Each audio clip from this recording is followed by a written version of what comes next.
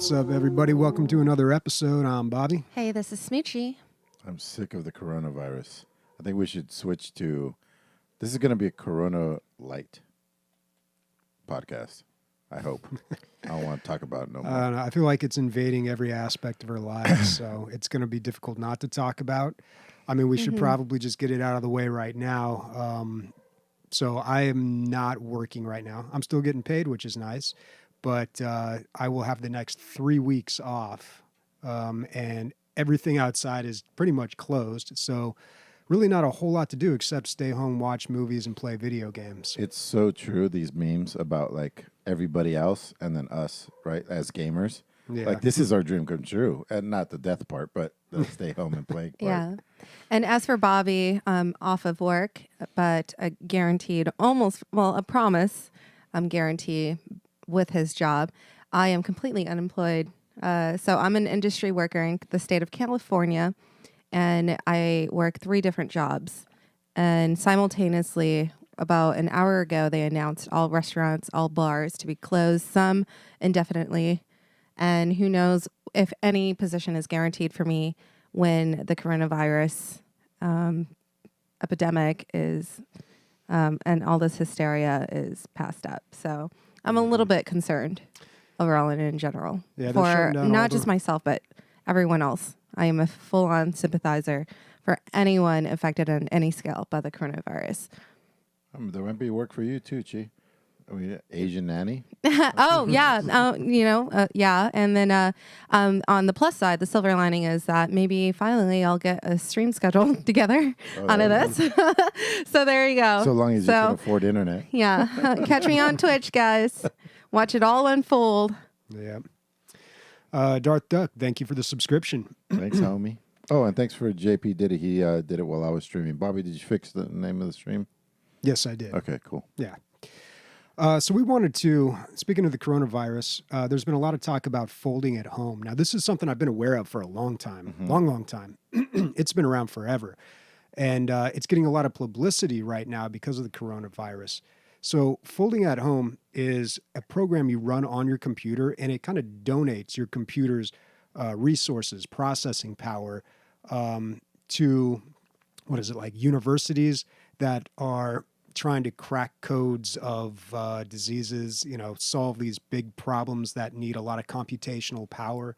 And this thing has been around forever, but they're currently using it to try to find a cure or solution for the coronavirus. So, if you were never aware of this, now's a great time to check that out. I was always confused by this because I knew about it for years as well. But I thought you had to physically sit there and do something. I don't know. No. But you're slaving away your computer, right? Yeah, pretty much. Yeah.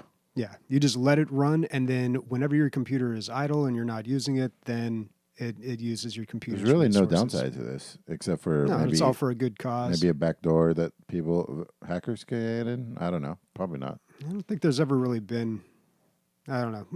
Yeah, I don't want to say there isn't, but it seems it's definitely legit, but I don't know if it's a security issue. So shout out to Zap who put a DLG team together on this. Do you have where we can get that, Bobby? It's on the Discord. If you go to the announcements in the Discord, it's right there. Yep. Yeah. Yeah, it uses electricity. So, I guess you are kind of paying for it a little bit. But, yeah, it's a good cause, folks. Yeah. Speaking of causes, what's the update on WASD? JP Diddy I really should bring up his company a lot more. He has JD Constriction. He sells super sweet pythons. They are called oh man, how do you call it? I forget. It's a word that I only learned when I met him. But it basically they have no pigment. Well, they have black and white, and they look like I don't know. What do you call it? Shock troopers or something. I don't know. Stormtroopers? Stormtroopers, yeah. They look fucking sweet. Really cool snakes. He does this as his side business. JDconstriction.com. Anyway, he came out with a really cool snake. He donated that snake's sale to WASD, and that's basically what's been holding us up is money. And he sold that snake for $1,000, and he sent us $1,000. Wow. And that's almost exactly the dollar amount that we needed to file and get everything going. That's awesome. Thank you so much, JD, for your charity and your generosity.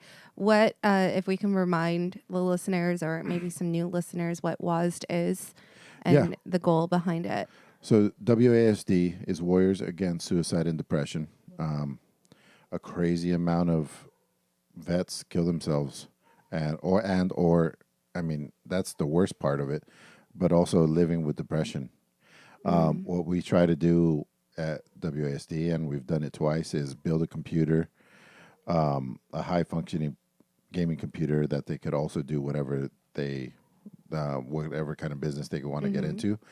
And we kind of customize it for them and give it to them free of charge and welcome them to the WAS community and try to build up their life to, give them focus and meaning and something to have them have a group to hang out with, you know what I mean? And that will be integrated as well with the DLG community. So it's almost like a sister community or something like that.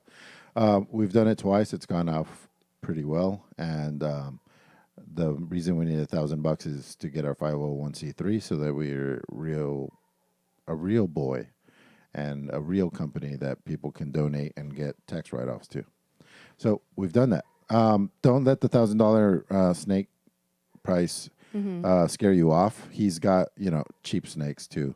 I think the throwaways are like $10 or something like that. I don't know if he sells those or just donates them or whatever. But it goes all the way up to like $45K for like so like the Bentley of snakes. Yeah, well, what's so interesting about, and this is the part that I find fascinating, is when you're basically breeding snakes over and over and over, and you're waiting for a mutation that looks cool, and then when you have that mutation, you're the only person on Earth that has that snake. Like if you have a super cool snake. You basically cause, you're breeding Pokemon, trying to get that rare Pokemon to come out, and that's what he does. It's fucking awesome. Awesome. Yeah, and I think over the last 4 years, he's had 2 global firsts, and those are the ones that are high dollar amount. Wow. Very so that's cool. very impressive. That's super fun to know how he can afford all of his silk robes now. Yeah, give him the DL gaming bump, guys. That's awesome. All right. Now that's just painted like an image of him in his silk robes in a room full of snakes. Only to be seen, like if you were at DLG Con 2019, you would know exactly what image, and hopefully I instill that image into your head. Snakes now. and silk do go together. Oh yeah, I imagine so. Yeah. All right. Well, it's that time again. Time to play a little audio game here. I forgot last week, we've already reached one of our goals on Patreon. So last week, the prize was worth $10. This week, it's worth $20. So right. Let's get SOCOM on the line here. SOCOM, are you there? Hey, what's going on, boss? Hey, how you doing, man? Welcome to the show. Hi, SOCOM. Welcome to a live recording. What's going on? If you don't know SOCOM, come to our Discord and go into any voice channel, and he'll be there magically, and he'll just hang out and not speak and just listen and listen for hours and hours and hours. What I do? You do you, man. No, I love SOCOM for that reason, because when on the rare accounts that I am in the DLG Discord, when he's there, he always has something very insightful to add to the conversation, or even when he's not talking, but when he is talking, it's relevant and it's not annoying to have to listen to, because sometimes he knows his shit. Yeah. But does he know this shit? You ready? Oh, shit. Find out. All right. So you probably know how the game works. We're going to play some audio clips for you. You're going to tell us what game they're from, and then we'll have the real deal game where we play the mystery sound, and you can try and tell us what game and what that sound is. Not just the game, what the sound is. But first, Emilio, did you have something you want to jump in with? I was going to say, so since they unlocked the hint part of it, do we also give the hint every week? or how does that work? You know what I mean? Mm-hmm. Yeah. Maybe he won't need it. We'll Yeah. figure it out. Maybe we'll come to that bridge when we come to it.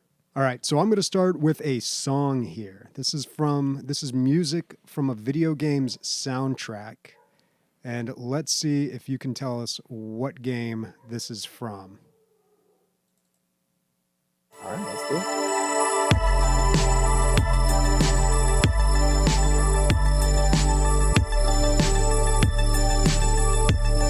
Gonna let it play for a little bit here. Great music.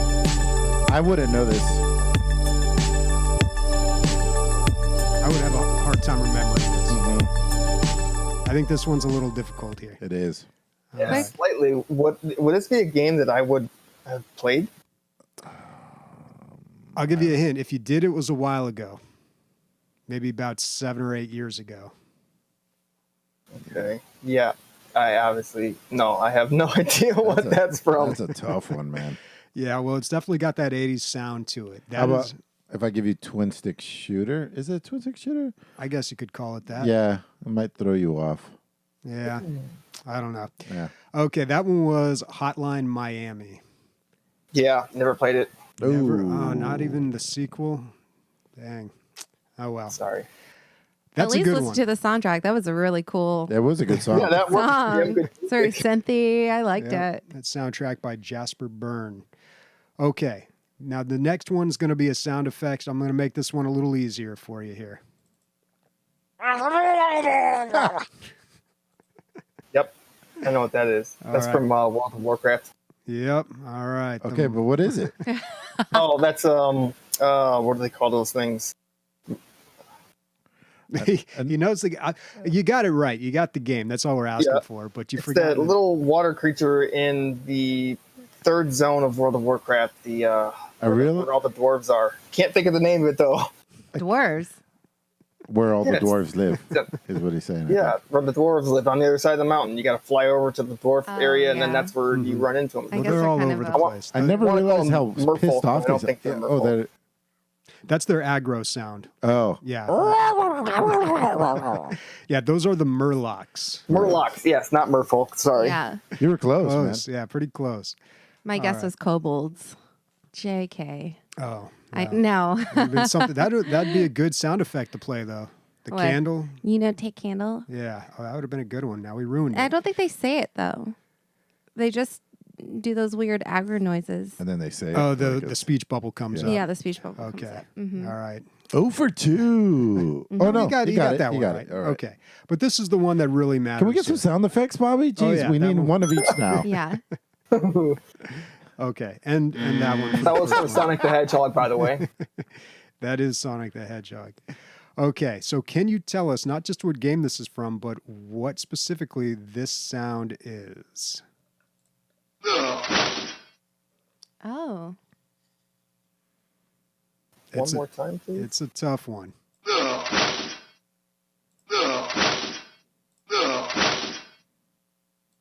Wow, that is a tough one. What are the hints that we've been gone through so far? 0 hints. I think. really? What did he guess last time? He got it's Street Fighter. It is not from Oh, Street that's Fighter. right. It's not for Street Fighter. That's your only Yeah. hint. No. Should we give him a hint? Not just yet. All right. This is big money we're talking about here. We're up to $20. Oh man. Yeah, it is a tough one. Any guess? Anything you want to throw out there to maybe help anyone who comes next? Where's your mind First going? thing that came to my mind when I heard it, which is what I'm going to go for, my gut feeling, was the sound of when you get hit or get killed in the game Contra. No, that is incorrect. I will say this: every sound that we're going to play is a PC game. Yeah. Yeah. Oh, Do you want to One guess thing- again? Maybe you didn't know that stipulation. I did not know that. I'll give you that as well. So all these sound bites are going to come from PC games. Yep. So Chi, do you have an idea? I Oh, have a don't couple say it. guesses, but I can't Yeah. guess. I know the game is a little dated. Yeah, right. All right. Well, it was a good effort, though. You got one question right. The prize pool goes up to $30 next week. So maybe Yeah. some lucky winner will win it then. But SOCOM, thanks for being on the show, man, and thanks for always hanging around the Discord, making that an active place. Try my best. Thanks, Yeah. homie. Any comments you want to throw out there for the listeners of DLG? Yeah, I'm glad you guys are hanging in there and you guys are being strong during this giant kerfuffle that is the COVID-19 virus. Just remember to wash your hands and don't pick your nose and stick in other people's nose. He's looking at you, by the way, Emilio. Yeah. Yeah. All right. Thanks a lot, SNOCOM. We'll see you later. Yep. Later. Well, I'm here to announce this right now. If I don't have to go to work tomorrow, we're going to podcast every single day this week. No, I'm kidding. We're at least gonna do some co-streams. I'm honestly thinking on the drive here, I was thinking of throwing a game night for myself and all of my friends, or everyone that's more or less, with all this extra free time and maybe not money, we might as well come together. It's one of those rare, hard times where, normally people anticipate coming together and gathering to get through the hard times, and this one it's almost the exact opposite. Yeah. It's like don't even breathe in my direction kind of ordeal. So it's such a weird. Everything is awful about everything that's going on, but then also it's just a very weird social epidemic too. Yeah. Just want to let people know. So if you want to be a call-in guest on the show, you can do that. Join our Discord 15 minutes before the show starts and just be in the hangout. Sniper will select somebody at random. Of course, patrons get priority. So if you're one of our $5 and up patrons, then you'll get selected first. But anybody can call in. And thank you, Red Rum, for the 1,000 bits and It Low Light for the subscription. Thank you so much. Woohoo! All right. Let's talk about some games on the radar. So games that have come to our attention recently. The big one, another 1,000 bits coming in from Red Rum. Woohoo! Thank you. Thank you, Red Rum. So the first game that I was very excited to hear about was Command & Conquer, the Remastered Collection. Now, it looks like they've got a fantastic video on their Steam page and, on their website explaining everything that's in this remastered collection here. And it looks like they did it right. I have not personally played it. I know there's a few people on Discord that have been playing it. And from what I hear, the general response is positive. It looks like it's a much better remaster than Warcraft 3. But this is a remaster of just Command & Conquer and Red Alert. Does not include Red Alert 2, which I feel like was the biggest Command & Conquer game. They're probably testing out, like they probably did this one to see how it'll do, and then maybe. and then do the two. I mean, there's a lot of Command & Conquer games. We by no means need to remaster a lot of them. But the first, I know the first one and Red Alert, these two games were very, very big for me back in the day. But the remake, they look like they've done a fantastic job here. So they worked pretty much hand in hand with the community, just getting feedback as they produced it to see what's important. Because that's tough with a remake or a remaster. If you change something and people don't like it, they will turn on you. There's a very fine line you have to walk with the remake. But they've remastered it. They've upscaled it to 4K, so it's graphically a lot better. You can actually switch between the legacy and the remastered graphics in real time in the game, which is fantastic. They do this with a lot of the remakes for the point-and-click adventures back in the 90s, and it's so nice to be able to do that. Oh, I don't know I'm why. seeing the side by side. I could appreciate it a lot more. It's Before, I mean, I was seeing the remastered. I'm like, ooh, is that the remaster? Oh, originally, yeah, because you can still buy the original games on EA's Origin, and I played them on there. And you go back and play them, and you're like, oh my god, I do not remember it looking this bad. But you were playing it on like an 800 by 600 monitor or something. But yeah, if you see the side by side, it looks way better. The cutscenes look a lot better. They've even remastered the voices. They've redone the UI. They've made so many improvements. They put in like behind the scenes features in it. They've included like the special ops missions from the console version. Like they just did such a fantastic job. And this game is only $20, I believe. Yeah, $20 for the remaster.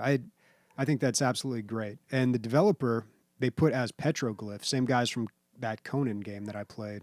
Are you gonna pick it up, Bobby? I probably will. I'm going through an RPG phase right now, but I might Ooh. pick this up. I will at some point absolutely get this because Command and Conquer was just so big for me. Like these cutscenes just bring back so many memories. I want to say Brotherhood of Nod. one of them went on PlayStation. I feel like I played one on PlayStation, but It seems so weird to play a game like this on console. yeah, not a lot of real-time strategy went on consoles. Yeah. All right. So yeah, Command and Conquer Remastered Collection. It's out on Steam. Although I think it's actually through EA. It says requires third party account, EA account. So guess it's on both. The next one up is called The Test. Now, Days on our Discord server was raving about this game. This game's $2. Yeah. Very cheap. And it's a weird game. Like, it's not even really a game. Here's the description. You will answer a series of questions that will reveal truths from deep within. These questions may make you uncomfortable, but with great knowledge comes great sacrifice. Can you make it all the way through the test? And if you do, are you sure you want the answers you seek? I'm excited that you put this out there, Days, because I am one of those people, when you meet them, they're always asking what your personality type is. And if you don't know, then I'm the type that will go stop everything, take this 12-minute questionnaire, and then get back to me. Yeah, it's one of those. It says this is not a personality test, but it is basically. Oh, It kind of seems like it is. The reviews I are took it. great, overwhelmingly positive. really? Did it come with like a profile or something I took of the sort? test. So Oh, you how played this was the game. experience? Well, no, Days likes to administer the test, so Oh. she'll read it to you in real time or whatever as she's playing it. So she streamed it, and I watched while she streamed, but I answered the questions. So anyway, it's not really like this is what you are. It's more like, I don't know. It wasn't fortune telling or anything. It was saying it had a few things about. I almost feel like it's better to leave that unspoken. I think the mystery is the big appeal here for me. Like, I kind of want to take this on my own and just have a fresh experience. So it gives you a word that will have a lot of meaning coming up. Mine was greed, for whatever. Ooh. What did it have to It say? was half right on the personality stuff that it's guessed on me, I would say. Interesting. Yeah, it was way off on one half, and then the Yeah. other half it was like. Watch me spot take on. the test, and then like my magic word is the fucking penis sign, 8 = giant D. She wants to. Tilde. Yeah, she wants to administer the test to all of us. So let's see how it goes. Well, this game is only $2. It's kind of creepy because there's only a little bit of light, and that's on the chick that's the witch that's giving it to you the entire time. Oh, is that her hat or is that her face? Exactly. So it's her hat. I Oh, thought the that was a hat. big mustache. Yeah, exactly. So the witch is Everybody's actually pretty confused. cute, and Yeah. she's wearing a hat that is That's- has one of Oh. those crow. Yeah, it's like a plague doctor. A plague plague doctor doctor, hat. yeah, Big plague nose. doctor hat, yeah. I thought a jump scare was coming the whole time, but that's not the situation. Okay. A lot of weird questions in there, though. So is it more like a psychological thriller element to it? Yeah. Okay, cool. Recycled, thank you for the 1,000 bits, man. We really got Damn. those, Yeah, thank you, goodies guys. coming in. Very nice. Money party, indeed. Daisy's ears must have been itching Yeah. or something like that. So Was I she dropped in summoned, as she soon as we says. were talking about the test. Yep. All right, the last game that caught my attention this week is called The Procession to Calvary. Notice I said Calvary and used it correctly. Along with rogue, this is the other word, I guess, that isn't misspelled often, but mispronounced often. So cavalry is the guys that come riding in on the horses. Calvary Oh. is the mountain that Jesus was crucified on. Oh, so Oh. I didn't even know that was so two different things. Yeah, no, nobody Calvary. does. No one needs to ever really reference Calvary. Yeah, that's true. Yeah. It's never There's gonna come no up. time I'm gonna. Well, yeah. I don't know. Unless you're a I teacher. grew up in a church, so there was a lot of. Well, same here, but then I wasn't talking about the actual hill that Jesus was whipped up. Yeah, we sing a lot on, of old right? hymns. It was a Southern really? Baptist so church. it's oh, Yeah. so okay, There's a lot of Calvary. okay. But yeah, people always say Calvary when what they should be saying is cavalry. You're right. I do that. Yeah, it's a common mistake. So I found out about this game on Twitter, actually. Again, I follow a lot of these guys that make point and click adventure games, and they've got such an awesome community, and they're always plugging each other's games. And this guy has constantly been posting just his progress with this game. And it's a Monty Python point and click adventure type game with a lot of comedy. It's got like Renaissance paintings, but there's motion to it or movement in kind of a really weird, Almost like South Park. yeah, kind of like South Park, but the movements are it's just like Monty Python. Exactly. Yeah, Okay. Yeah. they move around like little. Gee, have you never Puppets seen or- a Monty Python movie? No, only glimpses. Wow. But that was live action, wasn't it? It was. Yeah, but then would- they would break cut into away this, to things that look and like now for this. something Oh, completely okay. different. So that's why I they'd have a don't. little interlude. Okay. I don't think you like him, Chi. I think a lot of people who never really watched him when they're younger, people watch It's him so now. dated now. Yeah, the I don't know. I mean, if it's humor, if there's good humor in it, I will appreciate it. It was Because the- you know it's what I the funniest saw movie I've not ever too seen in my long life. ago that made me laugh nonstop. What was it? The Naked Gun 2 Oh yeah. or something If like you like that? that, you might like. Yeah. Really, Naked Gun too. Okay. Yeah. It was so stupid. the one I with couldn't OJ? stop laughing. I loved it. Is that the one with OJ when he gets damaged, like, and he's for like 5 minutes? I don't know if OJ is out in that one. It's the one where he spanks the president, I don't remember. or that. not even the But those are president. funny He spanks movies. somebody. I don't know. I watch a lot of those old comedies, and they just like totally strike out. I watched Hot Shots recently with Oh, Charlie yeah. Sheen. I was No? like, really? This was funny? And I thought it was funny. Like when I was a Back kid, then, I was yeah. like, dude, this is hilarious. I watched it now. I'm like, oh my God. I Hot wonder if Shots we went Part back and Two. watched The Mask. The Mask, that's something I need to do. Yeah. Yeah. You watch I mean, Jim Carrey. I love Jim Carrey, though. Yeah. But anyway, the Procession to Calvary. So this game's coming out any day now, very soon here. No price point. What I found out, though, is this guy, Joe Richardson, who made this game, he made another game very similar to this called The Last Four Things or Four Last Things. And that is on Steam for $7 or $8. So I'll probably pick that up and play through that and then check this one out when it comes out. But it looks good. Yeah.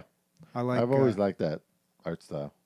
Yeah, it's a good look, and I haven't seen that before. So No. Well, Rock of Ages uses it. oh, that's true. Rock of Ages, yes, yeah, and it worked very well. But you Yeah. just don't see it a lot, so I No, guess that's why it seems fuck unique. no. All right, let's talk about some games we have been playing. So Call of Duty Warzone, big Heck, hit this yeah, week. huge hit. I got to play it myself. I was definitely in a battle royale mood, so I'm glad the timing of Warzone dropped when it did. Call of Duty Warzone is completely free to play. You don't have to own Call of Duty Modern Warfare, but I think the install or the download might be smaller if you already do. And you can play it on PC, you can play it on console. You just have to have at least 100 megabytes of storage space, I believe. And with Gigabytes, you mean? is it gigabytes? I would It's imagine. definitely not megabytes. Yeah. Oh, okay, gigabytes. Sorry, it's a massive fucking game. Yeah. Nonetheless, and there is cross-platform play, just like I think with Modern Warfare, and it's a battle royale that's 3-man squads. It's interesting because in this battle royale, there's basically, I mean, the gameplay is really smooth. It is definitely a Modern Warfare like the most recent Modern Warfare in terms of gameplay. And then the Battle Royale has definitely transformed since Blackout, and I played a little bit of Blackout. I love the graphics. The map is pretty... Oh, shit! That scared me too. That scared me, yeah. The graphics Not are... that much. the graphics are pretty smooth considering the large map and the 150 people. So it's 150 people, and you drop from, of course, the airplane. 3-man but squad only? 3-man squads only. Okay. The interesting thing is you start off with a pistol, so there's no, scrambling around, racing for that first item. So I like that. yeah, like so that you decision. basically have a fighting chance. But one annoying thing too is that when you're parachuting, you can actually shoot people in the air Other with that gun. parachuters? Yeah, other parachuters. Damn. And then on top of that, probably the biggest difference with this battle royale is the fact that when you die, you get sent to in their accent, or is it an English accent? It's the gulag but I just call it the gulag, Right. which is the prison. And in the prison, you are in a queue to do a 1v1. And if you win this 1v1 with some pretty standard weaponry, like a pistol or a Yeah. shotgun, you get redeployed and you Damn. get dropped down back into the battlefield. That's cool. And you could, I think they drop you in close enough to where you can land close to a squad mate or virtually right on top of where you died. I played this game virtually for a whole day, maybe made it to level 18, level 20.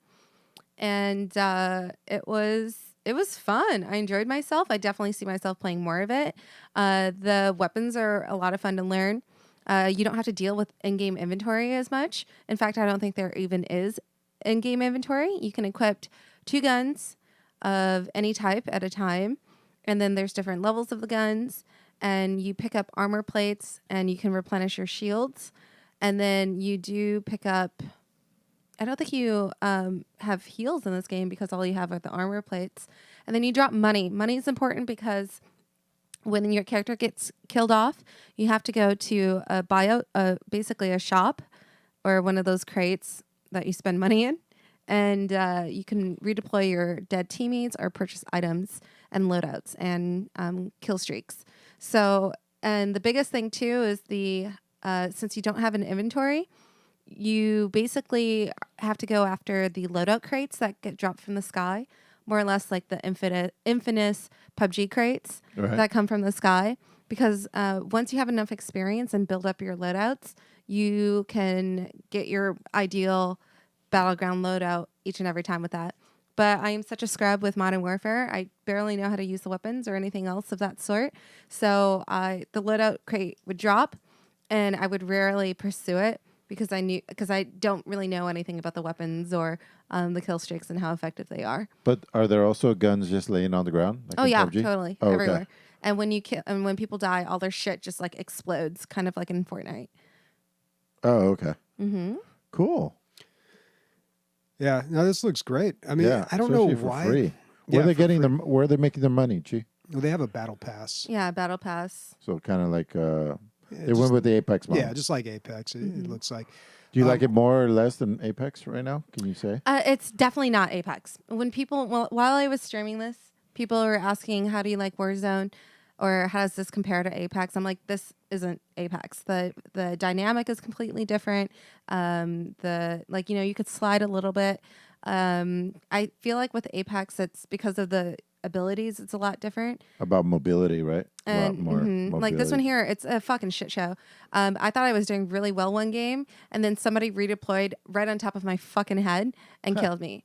And I was like, really, dude? Like, I have to look up. I have to watch my fucking you know. Yeah. So I was like, well, that fucking sucks, you know. So it's like, and the fact that I haven't really won any chicken dinners either, which is rare. I know it sounds really conceited and a gamer conceited, but it's like I generally play battle royales and find myself yeah, you get a chicken dinner pretty quick. winning Yeah. like 1 out of 4 games at least. Yeah. And or around that rate. It's because you're sometimes. going up against a lot of Call of Duty Players. people. Yeah. So, and I'm very new to it. Maybe the more I play, the more I'll understand and the better impression. But those are the major differences that I notice in terms of this battle royale and most other battle royales that we've experienced. Cool. I like it. Does it launch out of BattleNet? How do you launch this game? Oh, talk about vehicles. Oh, sorry. Yeah, there's vehicles in this game. They're very loud. Helicopters are. I could never survive getting to the helicopter. I always get shot before I make it to it. It's pretty scarce, but you get to ping helicopters and drop on them and then use them. Like you fly the helicopter and shoot the guns? I think so. I don't know because I've never flown the helicopter other than maybe in warm up, but it's pretty good. And then what was your question, Bobby? I was asking, does this launch through BattleNet? But it looks like It Days is. and Yeah, Chat was it saying is. yes, It is does. BattleNet because here's the thing: I downloaded GeForce Now, and I've signed up for the Founders edition of it, which is 90 days free and then $4.99 per month after that. And what it does is unlimited GeForce Now experience. And what's cool about GeForce Now is a lot of the games, the bigger titles, are pre-installed, and so there's no download time or wait time to play the games. it gave me an option to just sign into my Steam library. So my entire Steam library was accessible, I believe. So did you play? You didn't play this through that? No, though, I tried. Okay. But since it's through Blizzard, unfortunately, I was not able to. Yeah, because they aren't use doing any of their GeForce now. games. So, but it's cool because I tested out Divinity 2 on it, and it played very smoothly on GeForce now. Cool. Again, if you guys haven't checked it out and see yourselves needing to check it out, there's a free edition, and then there's also a Founders Edition that's 90 days for free. It's pretty cool. I actually tried out the free edition, and I really wanted to test it out. So I did it from kind of a really bad wireless network, not a great connection. And I tried to install Deep Rock Galactic, would not install. Really? Yeah. Then I tried out another game. I can't remember which one, but it was like a Stardew Valley type game, like not very graphically intensive. That one worked just fine, although there was a lot of lag because of and that was pretty much because of my Wi-Fi connection. They really recommend that you use a wired connection, but even this particular Wi-Fi connection was just not very fast to begin with. So I'm not surprised there was a little bit of lag, a little bit of stuttering. Yeah. But the interface, I thought it was really weird that it full screens and you can't get it out of full screen at all. Like it really just takes over your monitor. Oh, I didn't notice or realize that. I was on my laptop, also on Wi-Fi. Oh, okay. But I didn't play more than maybe 5 minutes. So I don't actually have a full-on experience with it. I was just really trying to play Warzone, but did not get that opportunity to do so with it. So, but it's weird that it just puts you right into basically a virtual machine. So you see your Steam profile come up and you can browse around it just like you normally would. You see your library and you can install games. And one thing that I really wish they'd do, Microsoft has this problem as well. They don't just give you a list of the games that are available. They have the store and there's like, here's the featured games and here's another section of games. And then they kind of like have a discovery mode where you can search for the games that you want, but there's nothing that's just like just give me a list of all the games that you support, you know?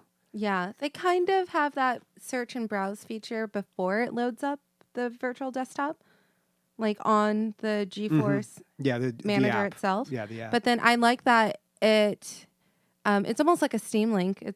For me, I just used it like a Steam Link, so I can't really. Yeah, you're right. Like getting a better impression of what games they have pre-installed would be great.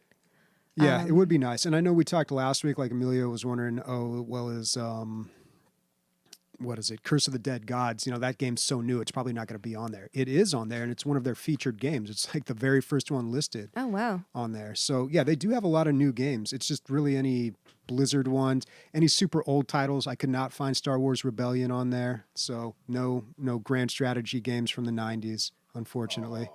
But they do have, Deep Rock Galactic was on there. Yeah, but you have 8,000 games in your Steam library that you could potentially scratch the surface on. Yeah. I honestly almost feel like I need to farm trading cards again because my friends list is at maximum capacity. I honestly can't think of deleting anyone else anymore. I still got a copy of Idolmaster that works. The new ones don't. So. Okay, cool. Yeah, I'll send you that through Google Drive.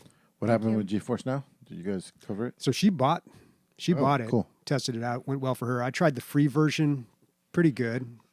Yeah. But they limit you to an hour, though, so that's kind of weird. I'm very close to buying it as well. It's a pretty good deal. Yeah. As long as you got a good connection.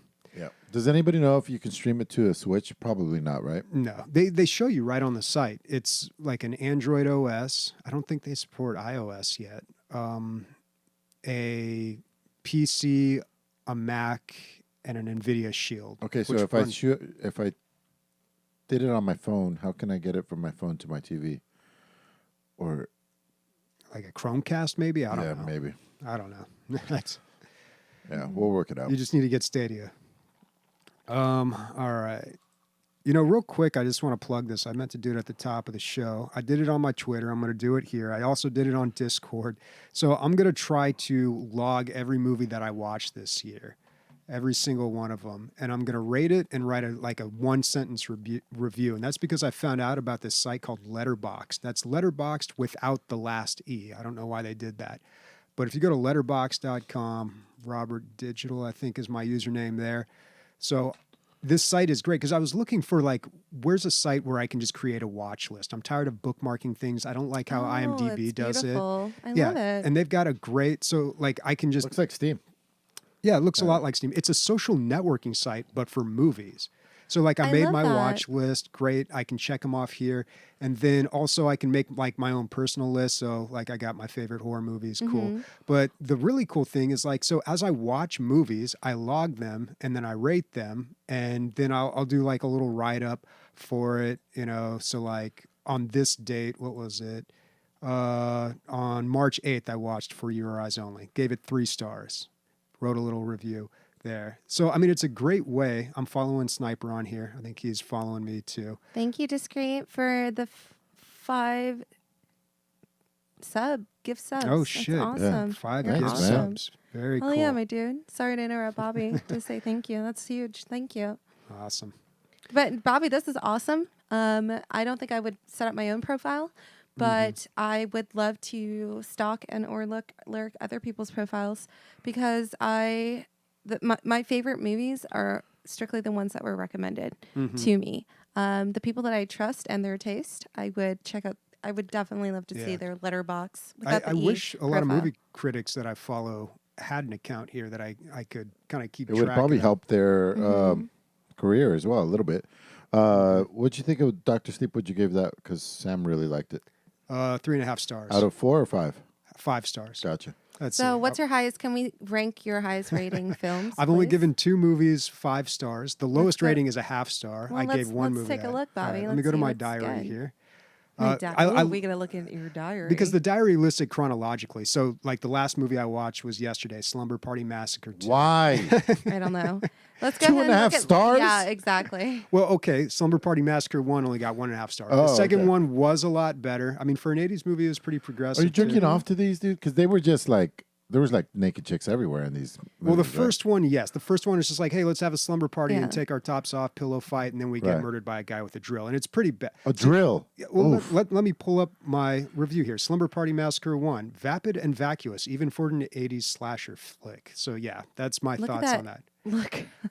But the 5-star ones, let's see. You could probably sort them by rating, dude. Yeah. Go click on the rating. Yeah. No. Oh. Oh, wait, no. Oh, no. Sort by, here we go. Sort by average rating, highest first. Nope, this can't be right. Okay, so Uncut Gems, 5 stars. Knives Out, 5 Oh, stars. I just started Knives Out. Only 2 last movies night. I gave 5 stars. The they're movie, both Knives from Out this is year. new. Yeah. That's still in theaters, isn't it? if they were open. Oh yeah. that's true. Cats was the lowest rated one with 0.5 star. That movie is as bad as everybody said it was. Yeah. Oh, both your movies are from this year, dude. You're such a I don't know. There's a lot current of 4.5 stars. Have you seen Parasite yet? Mm-hmm. Oh yeah. What would you rate it? I haven't put it on here because I can't remember the date that I watched it. Some of these were easy because I have the stub and AMC stubs. Like I can look up when I watched it. I feel like that's such a minuscule detail about. I mean, Yeah. like Why does it have to hurdle. be the Because- exact date? that you Maybe I'll watched try to it. figure out.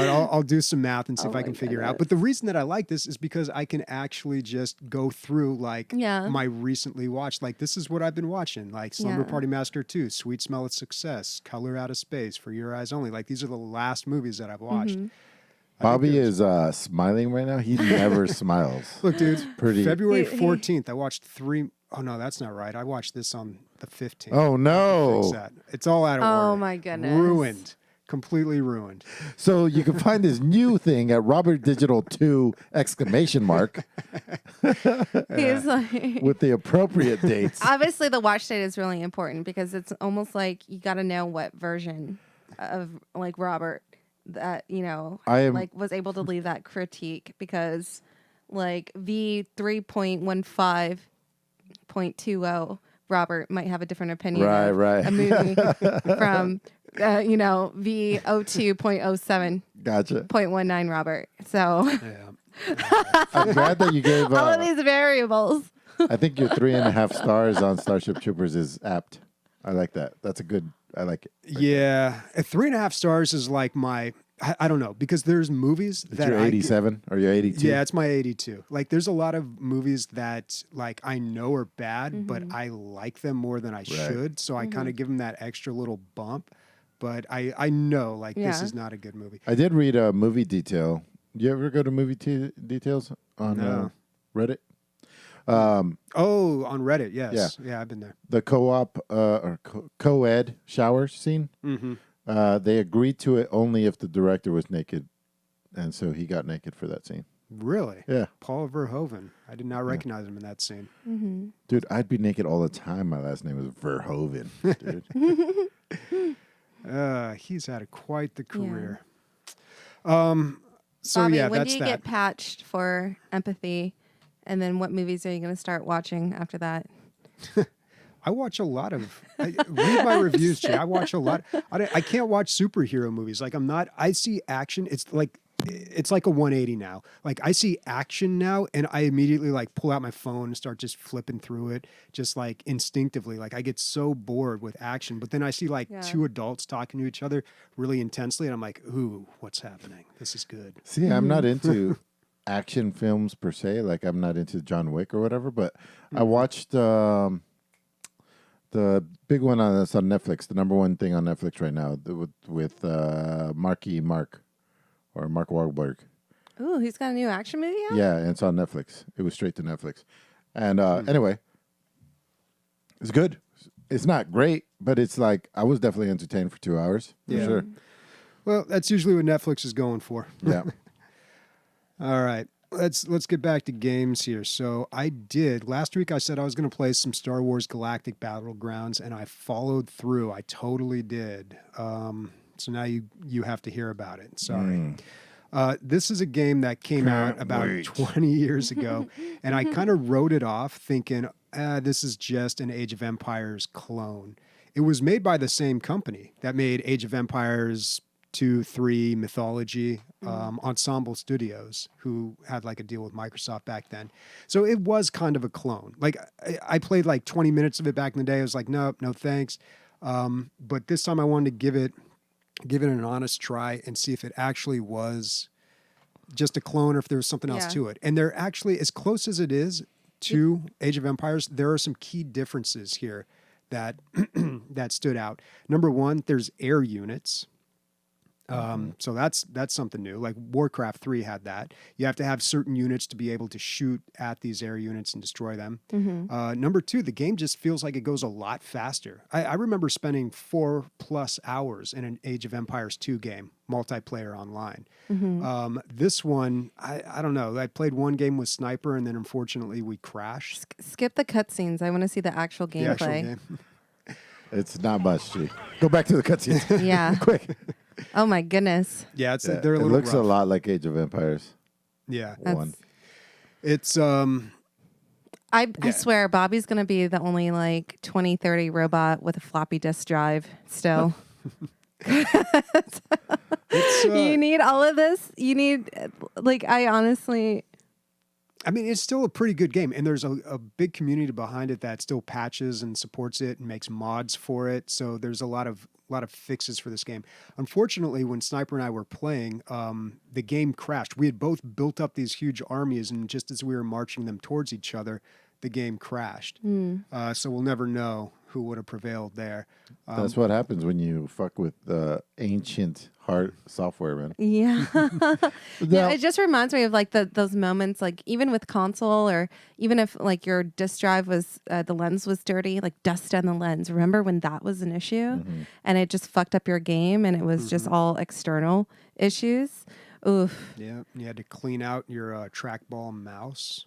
I do have a question. Oh, I remember. Though. Oh, yeah, the dust. Oh, I did that all the time, and I took a lot of pride in like knowing how to like do it and to do it consistently because I was playing Counter-Strike with a trackball. Clean the rollers. Yeah. Bobby, so there's some units that look like units that are in the prequel movies. So This came out right after Phantom Menace. Oh, okay. Yeah. It makes a lot more sense now. And then I think they might have had some DLC or an expansion or something. They called it expansions back in the day. That added some of the other prequel movie stuff. But yeah, you can play all the races. You can play the Gungans. I don't know why you'd want to, but you can do it. But that actually also brings up my last point. This game I don't think is as complex as Age of Empires. Mm-hmm. Like the units are Is he every getting- race kind of has the same unit, but they're called something very generic, just like heavy mounted trooper or something like that. And in Age of Empires, I felt like there was a little more diversity because you had all those different civilizations, and each one had one specific unit that nobody else could build. The French had the knights, the Germans had the Right. Teutonic There's not soldiers. any of that here. Yeah, the Turks had the Janissaries. No, there are some things that are gated. So if you play, the Rebel Alliance, then maybe you don't have access to this in the skill tree or this particular unit. But yeah, there just wasn't as much Or diversity. It Jedi, seemed like Sith. you can make Jedi. Yeah. Okay. They go running around with their little lightsabers. It looks pretty funny in that low resolution. But it's a good game. Like overall, it's a good game. And what's really cool about this is I found out about this cool software called Voobly. So, when I played Rebellion last week with Sniper, we had to forward ports and figure all that stuff out. We did play another game, by the way, and it crashed again. So that's just a problem with these old games. But Voobly basically brings back the MSN gaming zone. I don't know if anyone remembers that. Nope. This is really taking it back here. The MSN gaming zone was a website you could go to, and it would you could join these little rooms, and the rooms you could launch games from there. Rogue Spear. I think I used to play. I think it was called Inklink on this one, Inklink? Yeah, or maybe. maybe that was Yahoo Games. It might have been Yahoo Games. But it was basically Pictionary. Okay. Yeah, that's Yeah. probably Yahoo Games. But this was like Yahoo Games. But I used to go here all the time to play Jedi Knight. And you could play, I remember Rogue Spear being very big on this. And a lot of those other games as well, those Tom Clancy games. So they just have open lobbies for these games? That's pretty cool. For these ones right here, so a lot of the old ones, they do have Rainbow Six, Rogue Spear, Age of Empires, Age of Mythology. They do have a Frozen Throne, but these are the popular ones. But they also had Star Wars Galactic Battlegrounds. So all I had to do was install the software, create an account, and then jump into a room and launch it from there. And it took care of all. I didn't have to worry about forwarding ports, connecting here or there. Yeah, and they also here's the real big deal. Is that all you had to do, dude? Fucking download third-party software. It was a lot easier than doing it the old-fashioned way. Create an account. It was a lot easier than doing it the old-fashioned way, like trying to forward ports. All you have to do for Call of Duty is fucking hit the download button, but you're not going to do it. You won't do it. Yeah, I don't know. Call of Duty. I've played that before. But the most important thing here, though, is they have Microsoft Ants, which if you played on the MSN Gaming Zone, you know what Microsoft Ants was. And that's all I really need to say about that. A couple people out there know what I'm talking about. Yep. Yeah. So, I mean, that was going to be my week. And then I found out that I didn't have any work. And then I binged another game, Mutant Year Zero. And I knew this game was like coming up. I was going to play it at some point in my life. Just never really quite had the time for it. Knew it was good. Got into it. Got really deep into it. Played a ton of it today and last night. Probably 80% of the way through the game, 75. I don't know. I'm level 43. So I'm thinking I'm getting close to the end. But I don't even know what to say about this game. It's as good as I expected it to be. It's tactical turn-based combat. It's actually got a better story than I had imagined. I'm usually not much of one for stories in RPG games. I don't know why. Other games, yes. The RPGs, one no. drawing factor about RPGs, and you're not really big for it. Well, that's why I never really played many RPGs. Okay. But it's post-apocalyptic. Like the world has been Post-coronavirus. Yeah. The world is in ruins from not only a zombie invasion, but also Furries are loose. some sort of disease, the Red Plague that has taken over. And somehow these mutants were born in the midst of all of it, and people have kind of degenerated. There's a lot of other stuff going on. But so you're walking around this world, and they walk like to a rundown school, and they're like kind of humorously talking about, oh, this used to be this kind of place or something. They find a boom box and they're just like, oh, these were called boom boxes. Watch out, they're dangerous. They'll explode. So they don't Oh, really man. know, and they refer to us, the people of that time, as the ancients. So it's got some humor to it. And the RPG, I do like the whole post-apocalyptic thing, and the graphics look really solid on it. And the turn-based combat is actually a little simpler than some of the other games like XCOM or Divinity especially. But they kind of boil it down to just the fun part, so it's enjoyable. It's pretty good. It's a hit. The game's great. I'm really enjoying it. Glad you Since like you're it, man. Getting into the story, do you mind explaining it a little bit more, especially with these characters here? Are these the characters you actually play? Yeah. Are there humans? There are some humans. Yeah. So the leader of the good guys, I don't know, maybe the good guys as of now, maybe that'll change. But they live in this place called the Ark, which is just like humanity's last stand. And the leader of it is called the Elder, and he's a human. And he sends out these stalkers, which are these mutants that have special powers, and they run out and they scavenge and they get supplies is and they you? bring it back. Yeah, that's you. Now he sent out some of these stalkers, and one of them started going crazy and talking about this place called Eden, about how there's this promised land basically, and you got to go find him and bring him back. But then it turns into some other whole big thing. You uncover other things as well. The story expands. Obviously, it's pretty well done. So even though you didn't expect there to be a good story, are you enjoying the story? Or are you just bypassing a lot of it? No, I'm sticking through the story because a lot of it's told through dialogue, spoken dialogue as you're playing the game. It's not like something you have to really sit and wait for. I can't really say why I'm enjoying it so much. I kind of just expected something a little more. It's because it was made in this decade, and you're well. Look, you know how your only 2 5-stars were made this year. Games are like that too, dude. No. It's true. It's so true. New stuff is better. No, not always. No, not always. Not always. No, I was expecting something Oh, there's just very two bland. dogs. There's literally a dog right outside. It's just door. Jaco. No, there's one down here. No, he's jumping into the. I swear I heard another. So the gardener's still here at 6:30 p.m. So that's So my dog bit him yesterday and made him bleed, but he's still here. So we're dealing with nonstop barking, and no, that's another dog. I swear. I mean, there's a possibility. Okay, that's why he's barking so aggressively. That's to do There's it. someone else on his turf. Could be. Yeah. Poor gardener. I'm sorry. Yeah, and we poured mezcal on the wound. That's a tequila. You should have saved that for him to drink after all that drama. I know. Traumatized. Oh, yikes. All right. So, yeah, He played Mutant Year Untitled Zero, Goose Game. He great failed. game. Dude, I've always wanted to play this game, but Yeah. fucking Well, it time. was free on Epic Games a couple months ago, 2 months ago. That's when I picked it up. You missed it during then? Yeah, I just didn't have the time. I always want to get into it. Oh, and also, Bobby, do you think this is going to spark the interest in XCOM 2? Because you never really played it. I don't know if I could go back to XCOM. Really? Because I played the first one and I got so addicted to it that I just did nothing. All my free time was completely taken up by XCOM, and I think I got burnt out on that game. And when I finally finished, I was like, okay, I'm okay with putting that on a shelf. Yeah, but I did really want to play something with turn-based combat. Yeah. I was really itching for that. There was a time when me, you, and Chad said, I think it's our favorite form of combat in games. Turn-based is pretty fun. I don't know what to do about the dog. I don't know if you guys can hear it. I'm sure they can. Let him loose on the other dog.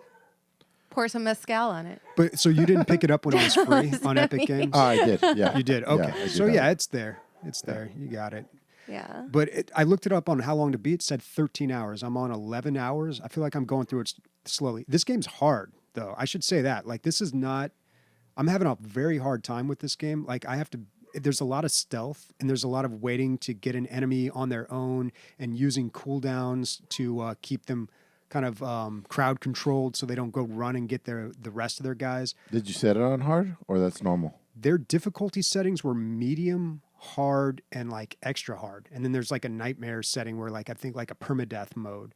So the middle one that it defaults to is hard. And I was like, well, okay, I mean, this is obviously what the game wants me to play. I'll play it on that. Right. But it's difficult, man. Like I feel like I'm chewing through it. I'm earning every inch that I'm gaining in this game. All right. Red Rum says, the dog is quiet. Better check if he downed the gardener. Oh, jeez. All right. Let's talk about Ori and the Will of the Wisps. So this is the newest Ori game. I played the first one all the way through. It is, the first one was, and still is, one of the best Metroidvanias, and by far the prettiest. I mean, it's hard to outdo these graphics. Not just the graphics, but the overall design. The backgrounds, I feel, are like hand-drawn, or at least look hand-drawn, and then the foregrounds are so well animated that they look like they're hand-drawn. It's incredible, man. It's even better than the first. But it's, at the end of the day, it is just a platformer. Like, most of what you're doing is jumping. It's just jumping puzzles, and the combat is pretty simplistic. You're almost there just for a nice place to be. It's just like a nice place to go that's like a fantasy setting, and you just, I don't know. You don't have to think about other stuff for a little while. And that's where it takes you away, man. It's really nice. It's like watching a Pixar movie or something like that. There are some difficult spots, but those spots there's a lot of like downtime where you're just traversing, because in Metrovanias you're just going back and forth and going this way and that way, and there's a lot of backtracking. So, but it's not unenjoyable. It's actually more enjoyable a lot of times because the stress is taken out, but all the good parts are still there. There are perks that you can slide in and out of these perk slots that you have. And there's a lot of these perks. So you can unlock the perks or the perk slots. Is there nothing we could do about Jocko? Huh? Is there nothing we could do about Jocko right now? I put him inside the house, but then everybody's inside the house. I don't know what to do. I need to get a new gardener is what I need to do. So what was I saying? It gives you like more agency. Like you feel like you have more control of how you play the game, because these perks are like really big time. Like one of them is like take 20% less damage. The other one is triple jump. Like both, like you have to choose between those two. Like, these are really, really good perks. So I find myself switching them out before, for like if I'm going to do a lot of combat versus like do a lot of jumping or whatever like that. And I mean, Can you switch them out on the fly? Just you can just pause it and switch it. This game is so pretty. It's so pretty. I have no interest in playing any platformer games at all, but I wouldn't mind even just watching this. It's gorgeous. Does Ori look any different from a previous rendition? Yeah, there's a little more detail. Now, when I compare them, it's all just due to like hazy memory to when I played this the first time. But there were times where I was like, oh, I didn't know he looked exactly like that. You know what I mean? Like, I know he had all the hair and stuff like that. Yeah. So before I feel he like was more of a wisp, and now he's more like an animal. Yeah. Yeah. Okay.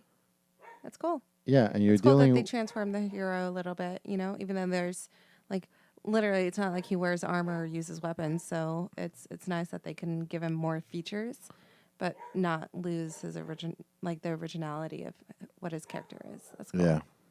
And another thing that I really like is, even though there's not like English or a lot of words, I mean, it's transcribed from whatever language they're speaking, but it catches you right in the feels right away. It's just like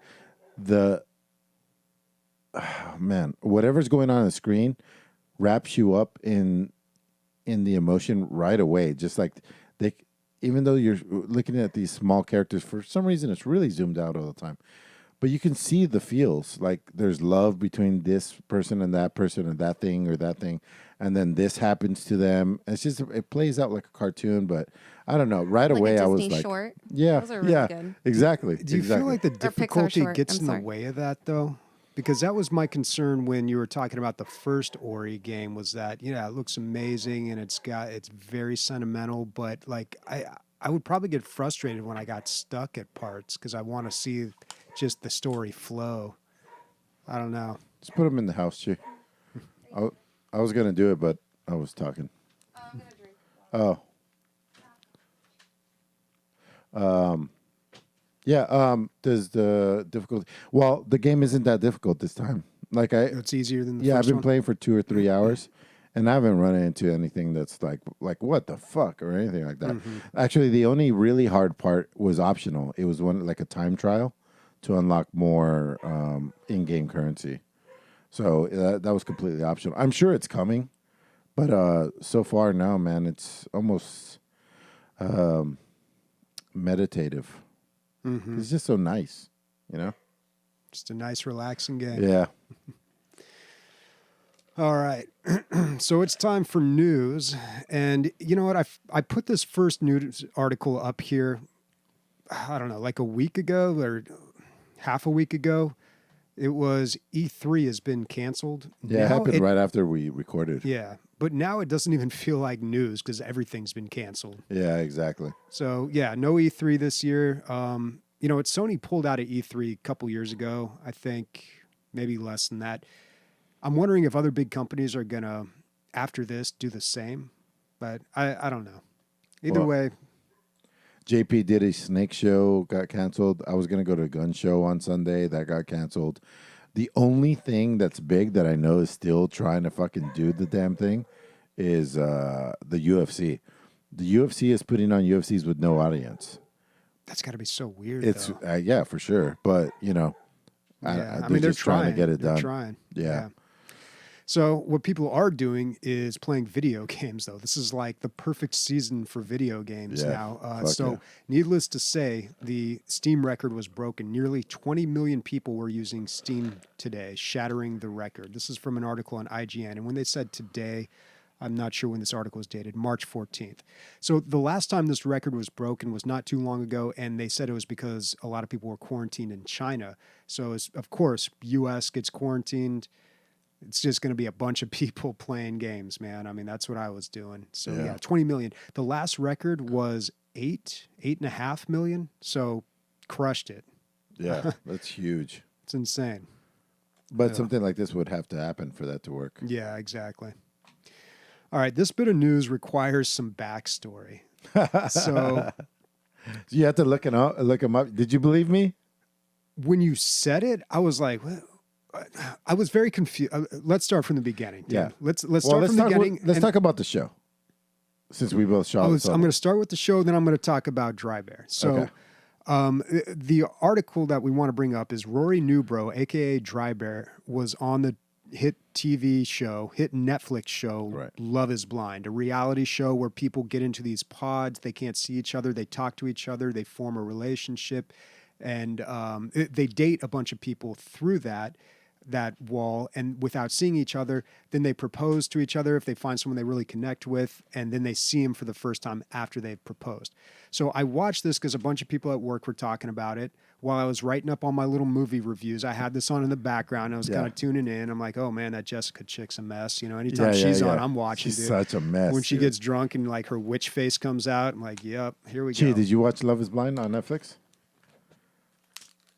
I don't know what Love Is Blind What are you is. doing with your life, gee. Chi? I'm sorry. It's a reality show where you fall in love with people you can't see. No, not that one. Don't tell It's- me you did it. Oh, we all did. I've experienced Love Is Blind like at least 3 or 4 times in the capacity of my own lifetime. So no, it would just bring up really salty memories. So no thanks. Okay. Never Well, ever.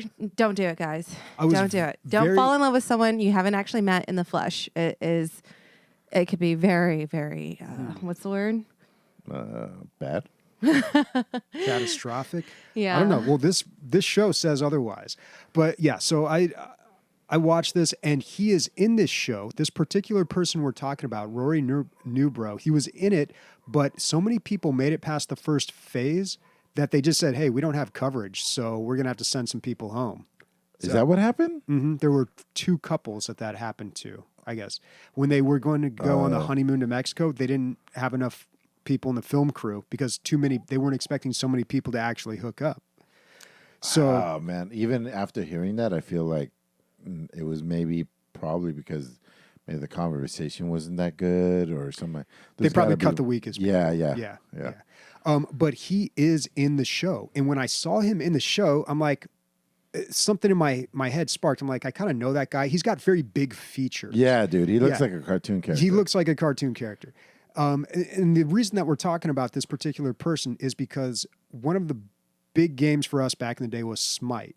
And this person, Drybear, was a huge community figure in Smite. He made YouTube videos, he streamed, he eventually got a job with High Res Studios. In fact, he was part of the team that was putting together Realm Royale back in 2018. Yeah, and the other one.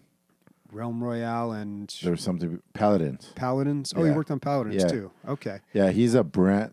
as his little subtitle, I was like, I think it's him. His Chiron, his lower third. Huh? What about us? No, I'm talking about like his on the show. Yeah, exactly. His Yeah, they call that a lower third or a Chiron. Oh, when it says okay. like your name and what you do. Oh, okay. I know. Anyway, it said brand leader or brand ambassador or something like that. Yeah, something very ambiguous. They all had very ambiguous titles. But we would be so excited when we ran into this guy in a game, like he was on our team. Or I remember one time I solo mitted against him. Yeah, he was the guy, man. Yeah. He was a really good player. He wasn't like pro level, but he was really good. But yeah, like it was pretty exciting, and we all wanted to be him. Like he was just the coolest. Like the whole like, "What's up, dude?" That's straight from him. He began every YouTube video with like, "What's up, guys?" Yeah. So yeah, I mean, it was crazy. I had no idea he was in this show. It blew my mind when he told me that. And then I remembered literally like one shot in the entire show. Very early on, he's talking to Barnett, the guy who's like at the center he's of all the giving him drama. advice. Yeah, and he's in that one shot, but he is in that show, and like you can read all about like what actually happened. Okay, so what does this article say about him and the romance that spawned in the show? I think they went on their own honeymoon, and then it didn't work out, but they're still really good friends, so the relationship isn't continuing. He's 28 years old? Yeah. What? Yeah, there he is in his Twitch shirt. What? I look 5 years younger than him, and I'm 3 years older than him. Yeah. Jeebus. Yep. That's crazy, though. That's crazy. Yeah. That's such a weird cross of like two worlds for me. Like, So I texted Bobby. I was like, dude, he's in the show. And he's like, no. Well, is that in season 2? Because I just watched season 1 and he's not in the show. Yeah, there And I is was no like, season 2. Yeah. Like, I was so confused because sometimes when they're showing like promos for this show and like other shots, there's people in there that you don't recognize. And I'm like, I feel like there's part of this show that I have not seen. But you know what's really weird? So like reality shows and like a lot of those like TLC shows that my girlfriend watches, My 600 Pound Life and like those types of shows, like I get so sick of them because of the editing. I have like 90 Day Fiance, another one. Like I have The fact that you real know all of problem. these and I can't. I honestly just... She watches a ton of them, and I kind of get caught up in the mix sometimes. And I get hooked a little bit, and I follow it. But like at a certain point, I'm just like, no, I cannot be around when you watch this. And it's all because of the way they edit these shows. And Love is Blind is different because it's on Netflix. So they don't have the build up at the end, like where they go into commercial, and then they do like a mini like preview of what's coming up next, super dramatic moment coming up next. You know, then they plug it every single commercial, and then when they come back from commercial, they have like the quick little recap, and then they do a bigger one at the beginning and the end of the show. They repeat so much footage, but Love is Blind is a little bit better in that regard. They still do like the little tricks of the trade where like they hold on to a moment, like to build up the drama. They cut to like all the reaction shots, like when they're about to say I do, and it cuts to like every face of every single person in the room, and then they mix up reaction shot. They'll take a reaction shot from like something completely different, and they'll mix it in. Yeah. They get real creative with their L cuts and J cuts. Like as an editor, I watch a lot of these reality shows and I'm just like, fuck you. Yeah, but that's how money is made, dude. It is. It totally works. Yeah. It totally works. But I have a huge issue with it. But I will say Love is Blind, better than a lot of that. Can you say it's a good show? I mean, it's horrible people doing horrible, trashy stuff. So I mean, it's great. Who's the hottest chick? Probably the one that ended up with Barnett. But yeah, I would steer clear of that. Oh, right. She Yeah. was a fucking hot mess. Yeah, dude. What? She was like, I want to get pregnant and watch Netflix. I really like the black care hair. of her. Actually, that's funny because She was good. Yeah. She was cool. Yeah, she was super cool. The content creator, yeah. Yeah. And then like the guy that she was with, Yeah, he was cool. Yeah. They were like the dream couple. Yeah, that was God the damn Oh it. my God, we're the Okay, worst. let's move on, basic bitches. Yeah. Let's go. Yeah. What's next? um I just had to go bamboozle Jocko. Like I went out Gigi's there. very pretty, dude. I went but out there. Gigi, whoa, dude. Like some of Crazy. the things that she said, like I would have been like Peace done, out. dude. Yeah. Like that conversation in the car, I'd been like later. What happened? dude. What'd she say? She You was got to just- watch the show, Chi. Whatever. You got to watch the show. Oh my god. It's so good. I gotta worry about the own hot mess that is my life, and then worry about the fucking reality messes. That's why you watch these shows, to feel better about yourself. Yeah. Oh my god. Okay. Anyway, video games. Actually, before we get into listener questions, which we're about to start up here, we've got another voice message. Oh wait, did we talk about the 20 million on Steam? Yeah. Hey we did. DLG, this is Zap. Oh, my I goodness, did stop. Want to say No, the reason stop. I All right. Sorry. I didn't know that was going to automatically play. Okay, so with the 20 million on Steam, I think Counter-Strike broke its first time over 1 million concurrent players too because of that. Yeah, which is awesome. It's really nice to hear that a game. I think it's going to go up. Huh? I think it's going to go up. Oh yeah. The rumor is that California is going to go on whatever stay home duty tomorrow. Because of San Francisco Just shelter in yeah, mode. Yeah. shelter in mode. That's Yeah. 7 million people right there. Yeah, I definitely think it's going to get a little higher there. Yeah. All if the right. guy from Rogan is to be believed, he Michael something. he said it's going to be getting worse through the next 3 to 6 months. He basically says it's inevitable. There's really no amount of face masks and hand sanitizers to stop this thing because it's going to it's Proliferate. yeah, but then the thing is it's a matter of not whether you can avoid getting it, it's a matter of when you're going to get it. I think it was kind of what he was emphasizing, right? Damn, I don't know. And like I really feel like all of the I don't know, it's like a lot of the major economic hits that we're taking, it's only going to potentially slow this down, not actually stop it. Yeah. Well, we're doing all this for precautions, right? But that's the thing, though. Okay, check out China's curve. There's so many people that are recovered. Yeah, they're already, from like- coronavirus, and I feel like we're They're breaking. celebrating. I feel like we're freaking breaking everything, and then we're still gonna get fucking sick, and then we've already done so much damage, and then we're gonna have to kind of recover from all the damage that's already done. We'll see. We'll see what happens. Until then, more video games. Yeah. All right. So if you are a $10 patron supporter, then you can record an audio clip and we will play it on the show. So this one is from Zap. Hey DLG, this is Zap. I did want to say the reason I decided to support the podcast is because you guys have developed such an awesome community that I love being a part of. And that awesome community should definitely take part in the Folding at Home team that I started to help fight against the coronavirus or COVID-19. If you guys are interested, there is some information posted in the announcements channel. And I know our awesome community can definitely do a lot of good in helping to fight this disease. Thanks.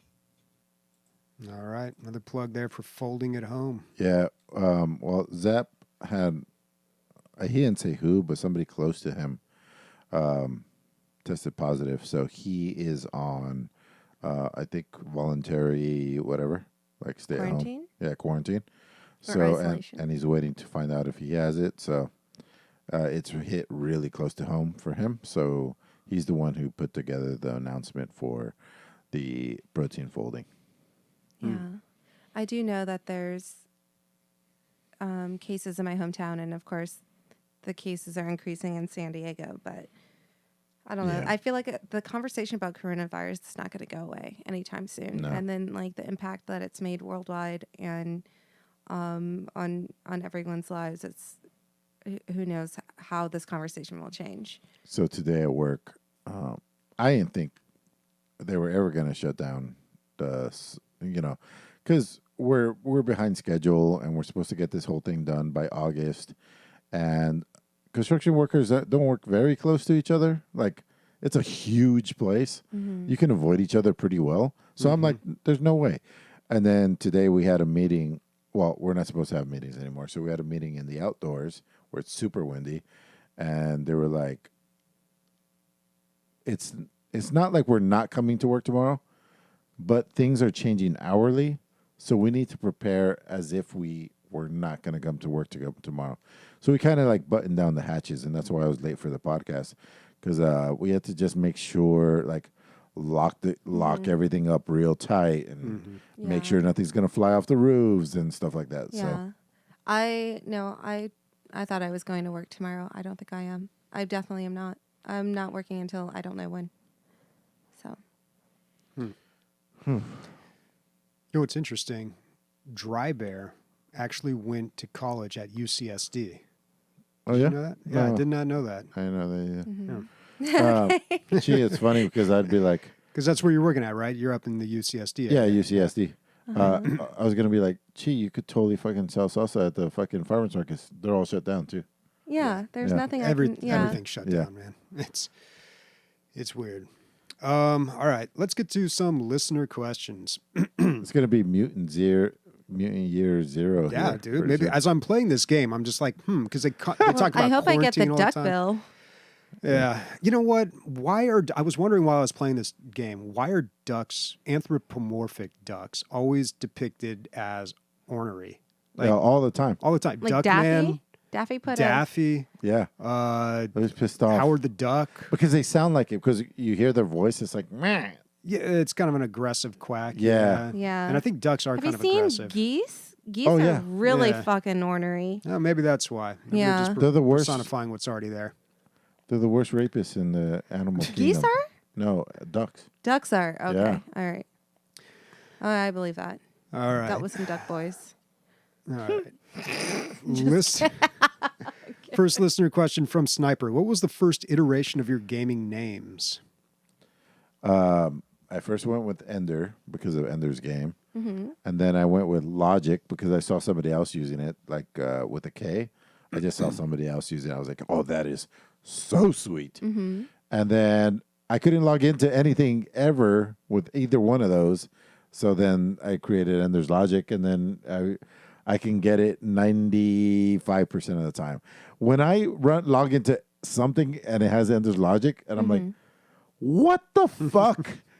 How is that possible? Yeah. So with me, oddly enough, my very first gamer handle I can recollect, it was Steam. It was Counter-Strike 1.5, and I think I heard somebody go, what you talking about, Willis? Like over just chat. I know it's from some movie. It's a TV show, yeah. Yeah, TV show. And then I was like, okay, I'm going to change my name to Willis May.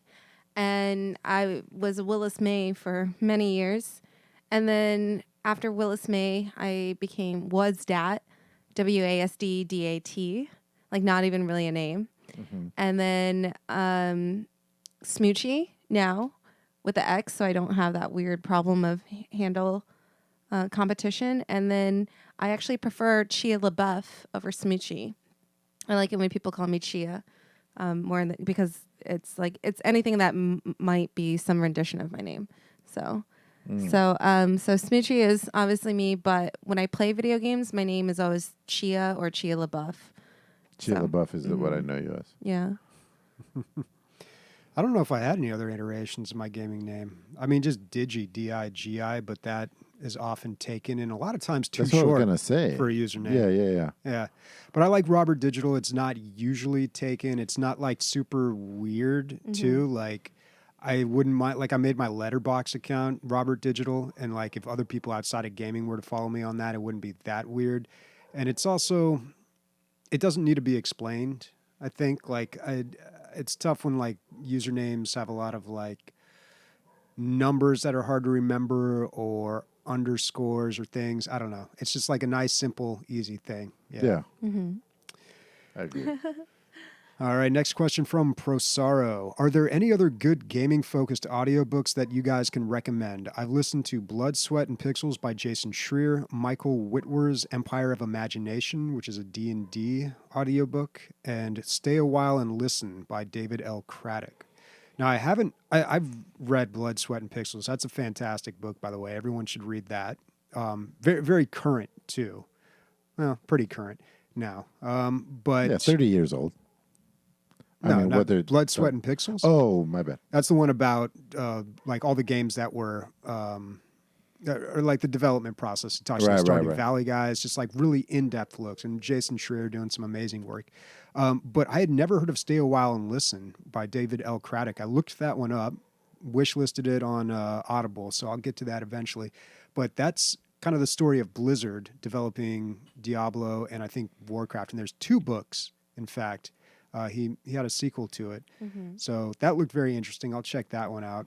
I do listen to and read a lot of video game audiobooks, so I have 2 that I want to recommend. The first one being Significant Zero by Walt Williams. Kind of similar to Blood, Sweat, and Pixels. This guy he worked in the gaming industry since like the early 2000s in many different positions, mostly as a writer. He wrote Spec Ops: The Line. He worked on the BioShock games.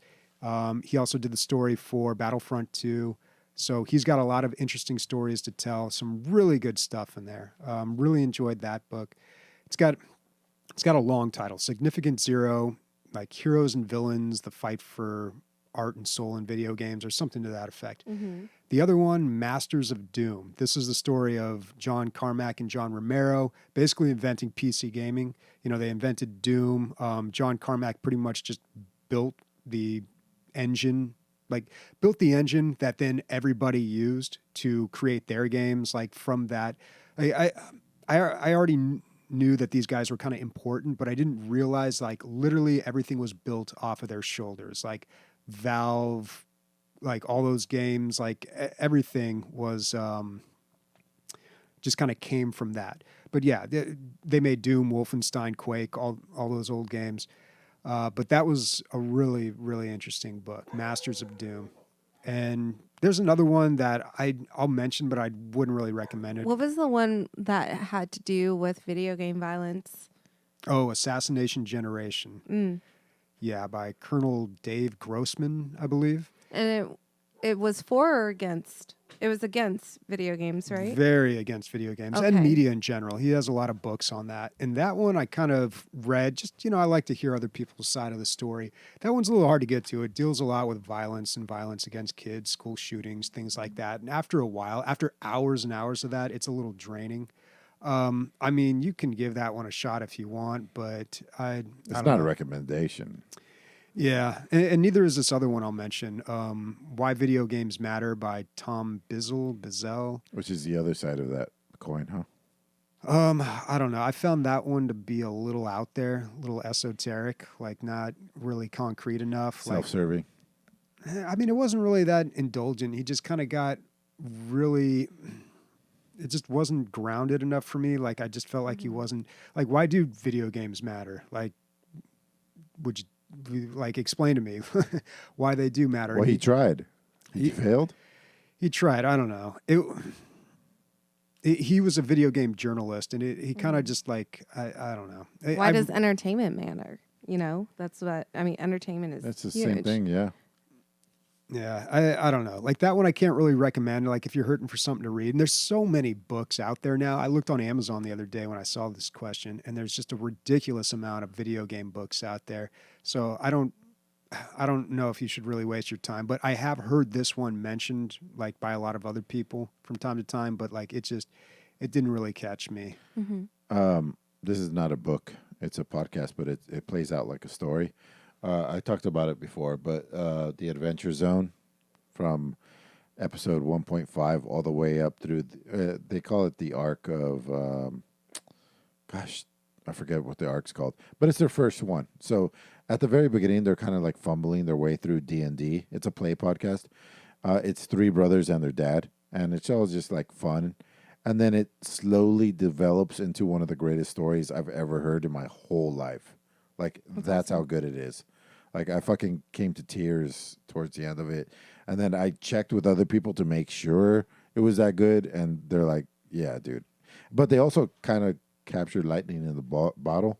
I've listened to their subsequent stuff afterwards, and it's not nearly as good, but I think it was just like his right place, right time. I still listen to their current stuff, but nothing's going to touch that first thing. So, Adventure Zone, start with 1.5. Incredible. All right. Let's see. Warconius asks, what are 2 things on your bucket list before you die from a virus that makes you cough blood?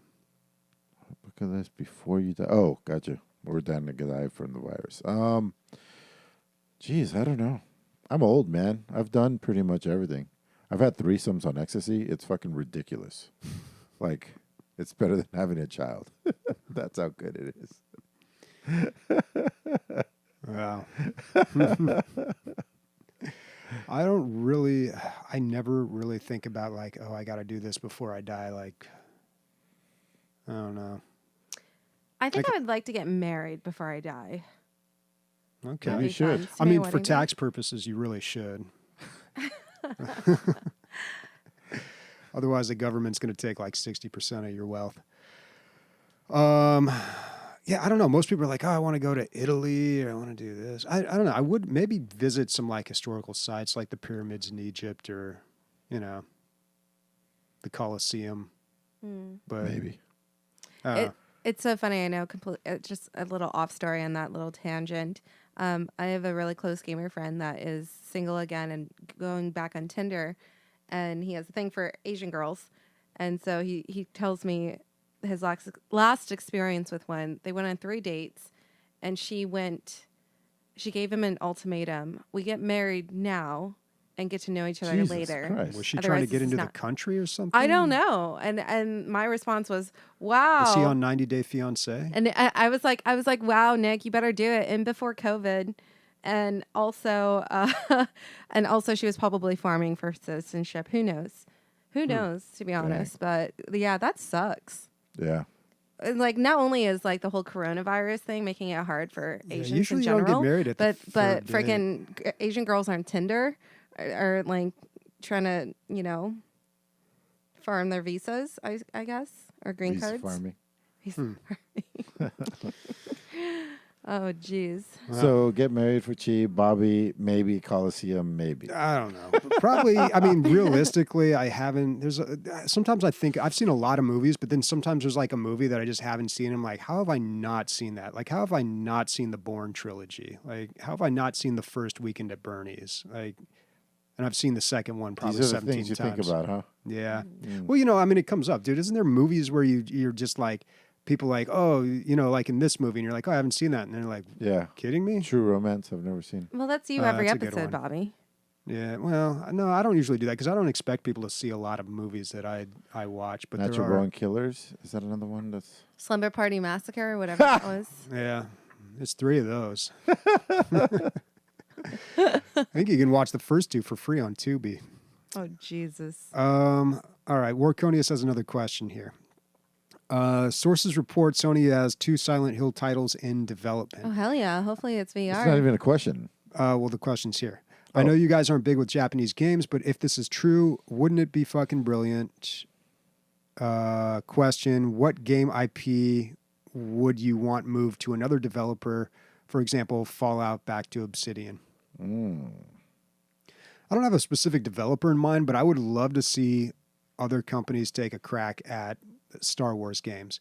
I feel like we had such a diversity in Star Wars games back in the day, and now it's just like once every couple of years we get some like super big budget, all the edges shaven off, like just kind of something for the masses. And the last one was pretty good, Fallen Order. And I'd like to see id or Machine Works or Machine Head or whoever does those like Wolfenstein games. or the Doom games take a crack at a Star Wars game. That'd be cool. EA has those smaller developers within itself, like that do Child of Light and Yeah, like some some of other them even stuff. survive. Yeah, it'd be nice to do one of them to pick up since the IP is already owned from somebody else. I want. Like Visceral. That's a story from Blood, Sweat, and Pixels. Whatever happened to Star Wars 1313? Oh yeah, I would take an amazing, like, smaller studio, maybe not so small anymore, like Larian, and have them inherit some of my favorite Lionhead games. For instance, Black and White. There's no conversation surrounding that game whatsoever that I'm aware of, unfortunately, and it was a beautiful game. And I would want it to have as much like TLC to make it something new and amazing. And or Fable 2 even in Larian's hands, because I like that's great RPG, that's great co-op, and that's what Larian Studios does well, even though they don't do action RPGs. But I can't imagine like how they would actually translate that title into something, because like the whole chicken chaser, thing, like, do you want some cheese or whatever it is? Like, I feel like that would be a really good like marriage between Lionhead and Larian Studios. I would like to see anybody else take a crack at Street Fighter, like Capcom. I feel like she's just been fucking it up for years.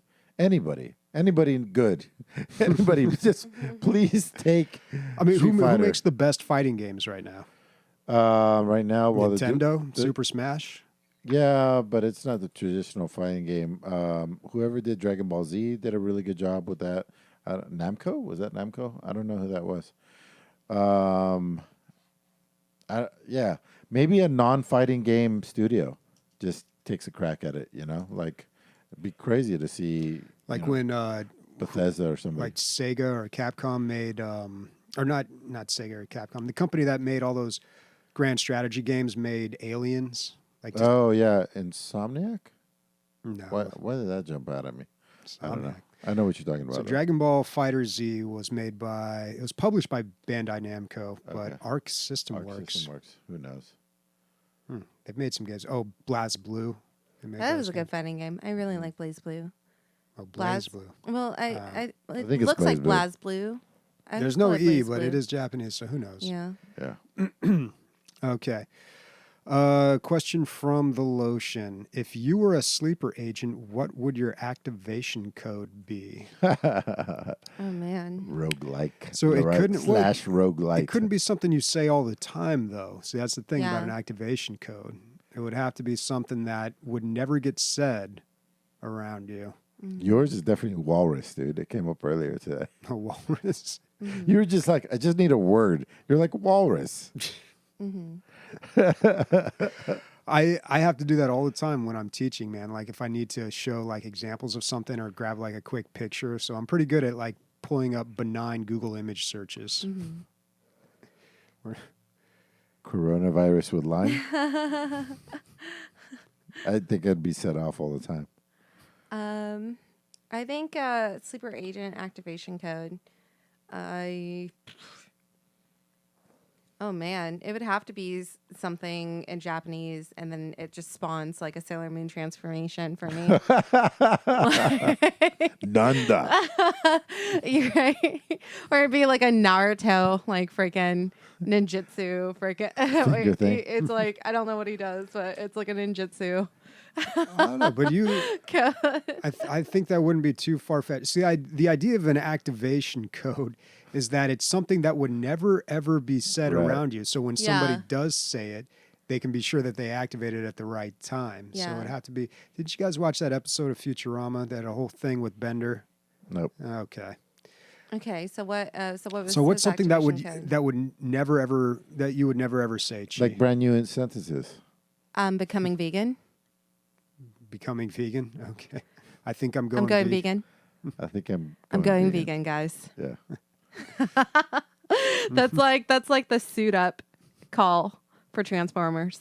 I'm going vegan, or it's like Super Saiyan vegan. And then you go into your transformation and you're just Right. covered in vegetables, like lettuce leaves are over your boobs.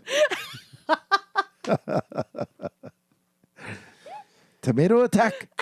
Not even. Oh man, it'd be something Bobby's like- is I it's like not the real AAA meat. game. Oh, it's not real meat. That's a good activation statement from me. It's not real meat. It's not real meat. Yeah. I'm eating plant-based meat. So Sniper's filling in the gaps here. Emilio is I did not sleep with that woman, and Bobby's is I like the AAA title game. Yeah, those are things that we would never say. Oh, I like AAA games. Go ahead Gonna and be name playing some one. Doom soon. Gonna be playing some Doom. When is that? March 23rd. That game is gonna just kill it, dude. Because everybody's gonna be playing video Oh, games. dude. Doom So- Eternal. The lead developer on that went on Rogan, and I it was heard it did not it go was well. literally the worst Rogan I've ever heard, man. Why? First of all, it sounded like they were trying to do commercial, but Rogan's like completely out of the loop as far as video games go. He was asking all the wrong questions, saying all the wrong things. The other guy was trying to do damage control, and it was terrible. By the other guy, you mean the person he was interviewing? Yeah. The developer. Yeah, Because he does a one-on-one. There's Yeah. usually not like another person in the room. yeah. He's like, this game's gonna be an incredible waste of time. It's so good, it's gonna be a complete waste of time. And the guy's like, well, he's trying to sell the thing, Mm-hmm. and just fucking. I made it like 5 minutes. I was like, this is fucking gonna go. Yeah, I listened bad. to a bit of it, and I mean, I don't really like Joe Rogan in the first place. I mean, not him as a person, but his podcast. Yeah. Loved him on news radio. His stand-up, he's got kind of that like angry Lewis Black. Why is everything so weird? Like angry old man kind of thing going on. The whole love like tough Lewis guy New Black. York comic. I never really liked Did you that. see Mark Lu- Maron's really, new Lewis stand-up? Black? Yeah, I watched it the other day. Those are actually, like my favorite type of comics. I love Mark Maron. He's my Yeah. favorite comic. Him and probably Bill Burr. But like I Lewis love Bill Black Burr. is just like, oh god, dude, really? I don't know. Cantankerous. It's very cantankerous. Yeah, he's the original old guy yelling at cloud. Mm-hmm. Like that's Lewis Black. But I don't know. I find Rogan on his podcast is always very antagonistic towards the guest. He's always trying to like poke holes in whatever it is, and it just comes off like kind of it makes me uncomfortable listening to it. I'm just kind of like I feel like a little kid listening to his parents argue, kind of like, how they do that kind of passive aggressive arguing where they're super pissed at each other, but they don't want to do it in front of the kids. So it's like, that's kind of what I feel like the conversation is every time I listen to it. As somebody who's listened since episode 1, that definitely happens, but it's definitely the exception. Like I would say. Oh, really? Yeah. Maybe for it's just the sure. ones that I tune But into. yeah, dude, it's happened where like I'm like I can't even get through this. I don't know. He has mood swings. Yeah, but that's unfortunate, though. I mean, yeah, I heard it didn't go too well, which sucks. But regardless, I think this game's going to be a huge hit. And like, no one's got anything else to do other than play games right now, and everyone's been looking forward to this forever. Like, and it just landed at the right time. Like, it's funny how movies are saying like, "Oh no, we're going to postpone the release 6 months." I feel like games, if they could, I know they can't really, but if they could, they should push up their release. Like, now's the perfect time to release a game. This is just Some games just fucking. There's like a few of them, like the one where you protect against the zombie hordes that come towards your base. war. They Are World Billions? War They Z. are billions. Oh, They Are Not that it's a bad game, but it also landed when there was just like no games coming out, and it just fucking blew up. The other one, dude, we were playing 2-on-2 or 3-on-3 combat, Yeah. top down. Bobby, do you remember that one? Wait, which one? 2-on-2 or 3-on-3 combat, and it was kind of like a fighting game, like a MOBA without creeps. Came out.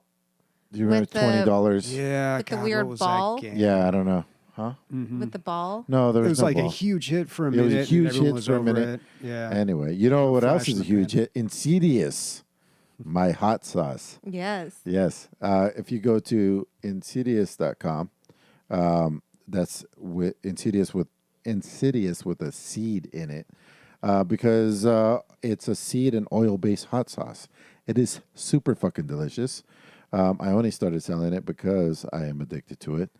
If you go to dlg.com, click on the link, it automatically applies the promo code for 10% off your purchase. And let me know what you think once you buy it, because most of my sales have gone through people here, and most people are return customers. If you like the hot shit. All right. What's everybody playing next week? Well, geez, I got to ask you guys, what's your laundry list? God. I'm definitely going to finish Mutant Year Zero. After that, I don't know. Like I already, even though today is like the first day that I haven't gotten to work, like the ennui is already set in. Like I just feel so lethargic now. So I don't know. I'm going to need like a big RPG, maybe Octopath Traveler, maybe. Why not just keep your schedule, Bobby? What schedule? Like my work schedule? Yeah, your work schedule. Like wake up early, do all that, go to sleep at the same time. Just force yourself to do that. I feel like We you'll. should go on I pretty some much do. hikes. We should, But I'm just going to have if you find yourself with like open free time, like I feel like some good open fresh air would be good for all of us. I really do want to try to organize some type of game night and or Twitch schedule, and hopefully go back to work as soon as I am able, or just find new work in general.